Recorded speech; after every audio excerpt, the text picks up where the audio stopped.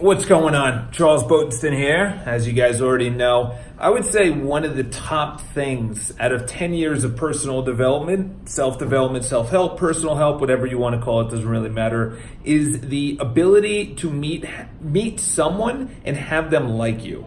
And I'm not talking about everyone, and I'm not talking about people pleasing, but the ability on the initial introduction for someone to be hooked to talk to you, to even be interested in hearing what you have to say. This is a skill that can only be developed by talking to people. Okay, this isn't something that you just theoretically think about. This isn't something that you just read about in a book. This is something that you practice. After 10 years, I can tell you right now, it's not easy. I've fallen on my face for most of the 10 years. However, after these, say, year and a half, I've kind of dialed in. I'm not saying I'm a master, but I've kind of dialed in that when I talk to someone, they're hooked.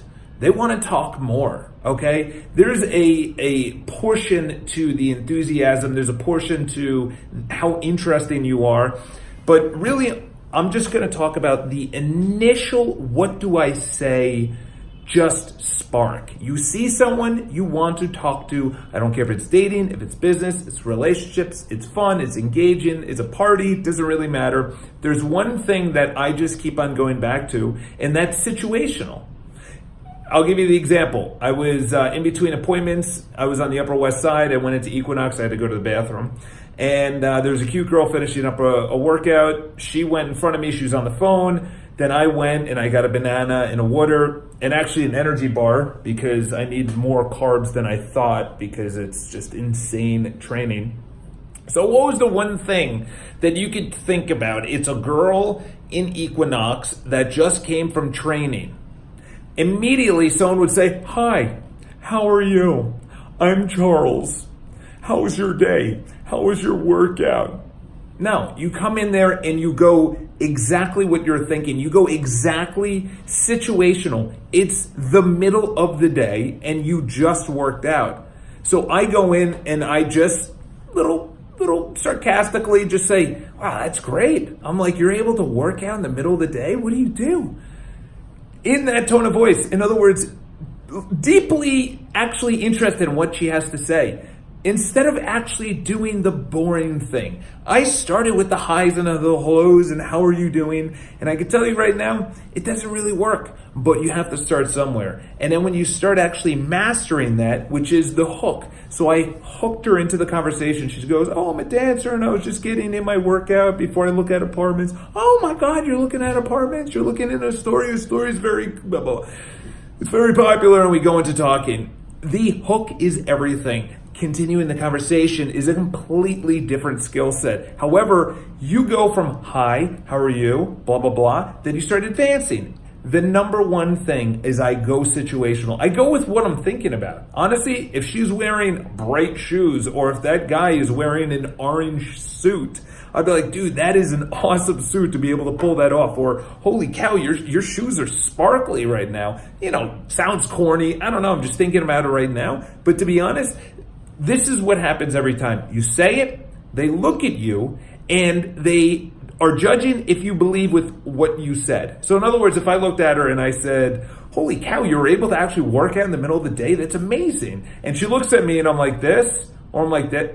You know, I believe, you have to believe what you are saying. You believe what you're saying. So they look at you and they say, "Okay, this is a realistic sarcasm or joke or situational conversation that we're having. It's banter, it's fun, it's interesting." So the first thing is you have to start with the "Hi, how's it going?" blah, blah, blah. Once you get comfortable actually saying hi to people and talking to people, micro avoidance is something that I highly recommend you actually start checking yourself. If you see someone that's got a badass bag or suit or jacket or clothes or socks or shoes, or you just want to compliment someone, or you want to ask someone how their day is if they're behind the countertop, and you don't do that, that is known as a avoidance. And when you start racking that up, you don't want to talk to someone that you really want to talk to because you've been avoiding that all day. So I now catch myself dude, that was a micro avoidance. You should have said something. Something small, situational. Just get in a talkative mood. But the problem is, people think that when the opportunity comes to get business or to talk to that person you really want to talk to, that it'll just magically happen. That they'll just magically feel motivated to walk up to that beautiful girl and just ask her out. That doesn't happen, okay? Does it happen even in the movies anymore? No, that's bullshit, okay? So you start small, then you start going situational, and then you start working on the skill set of continuing a conversation where, like myself, not to like brag or anything, but right now I'm kind of pretty comfortable talking to a complete stranger and asking them out like I did at that Equinox, who's a dancer who's pretty cute, that's moving to Astoria. So just got to do it. All right. Have an amazing day. Talk to you guys soon.